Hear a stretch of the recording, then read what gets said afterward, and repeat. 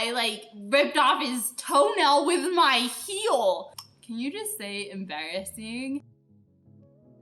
Hey friends, what's up? It's Michaela from Penguin and Berry. And in case you didn't realize, I am a total Akko Taco, obviously, or else I would not be on the internet. It's fine. And because I am so awkward, I wanted to share with you some of my absolute most... Why is it doing this?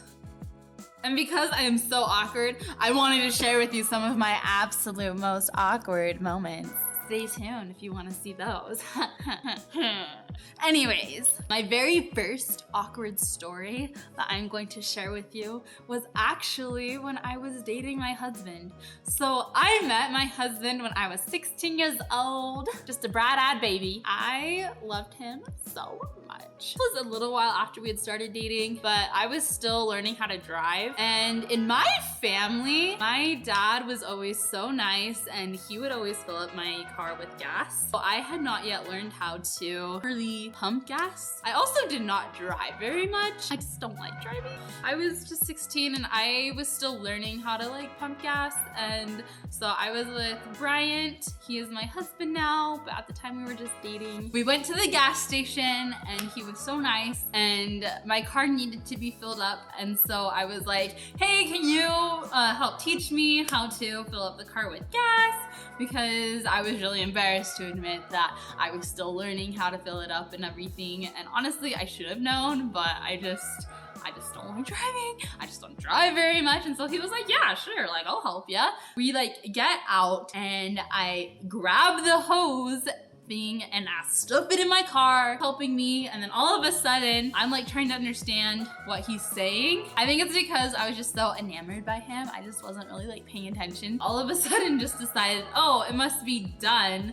And so I pull the thing out when it was still pumping and I didn't like press the little lever to stop it, pull it out, and I literally sprayed gasoline everywhere, all over him, it's all over me. It was so bad and it was so embarrassing. Oh, guys, it was awful. Had to do the walk of shame then into the gas station and I had to explain to the gas station what had happened because I didn't know if there was gonna be a fire or something. I mean, we just kind of drenched everything in gasoline, so obviously that is not good. It was bad. I just wanted to go away.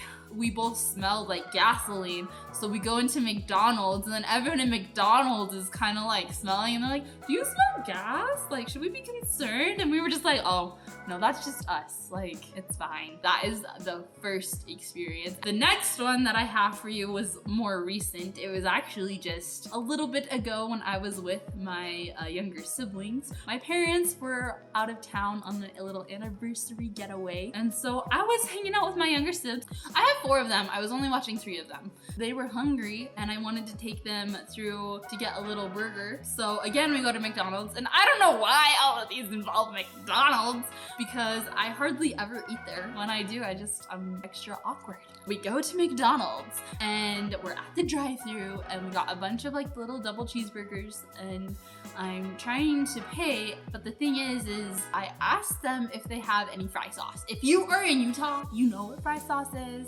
You love it. It's like mayo mixed with ketchup and it's so good and it's delicious. But obviously McDonald's is not a Utah-based chain, so they don't carry fry sauce. I was like, well, do you have any sauce? Because like, I just need something to put on these burgers because I do not like a dry burger. I like to just load it with stuff. They told me that they had mayo and ketchup and I had a lot of mouths to feed, okay? And so I was like, okay, well, I need a lot of sauce then. And I was totally that person that everyone like hated in the drive-thru because I was just like, yeah, I just need a lot of mayo and ketchup packets, please. And they were just so done. Like they were just like, okay. And I don't blame them. Like that's such a weird request, but they went and they grabbed like this huge like handful of ketchup and mayo packets. And they did not put it in a bag or anything. They just like chuck it through the window and they're just holding it out to me. And I'm just like, okay. And I'm just grabbing it and they're like spilling all over the place. And the person is just so done. And she's just like, get out of here.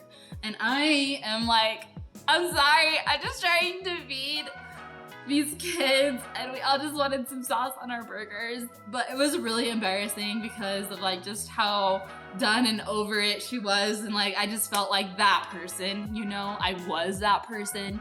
So I felt it. I felt it, okay? I knew I was. They gave us the sauce and I just looked at it and I looked at them, and sauce had spilled everywhere because all the packets had like fallen on the ground, and she just walked away after that, and I was just like, okay. After we paid, we just drove off and we didn't speak of it ever again until now. You're welcome. This next story is also my last awkward story of this video. And friends, it was again with my husband when we were dating, and we were at this like really romantic spot. We were at the park and we were just kind of cuddled on the grass underneath the stars, and it was so beautiful, so wonderful. The mood was like great, if you know what I mean. And we were just kind of cuddling, and with my foot, I was trying to be all romantic and kind of give his foot like a nice little stroke, but a nice little pat, you know? Instead, I like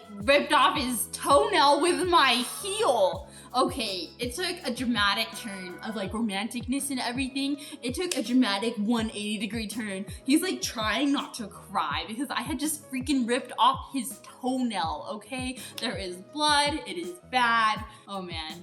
Can you just say embarrassing? He's like, I'm fine.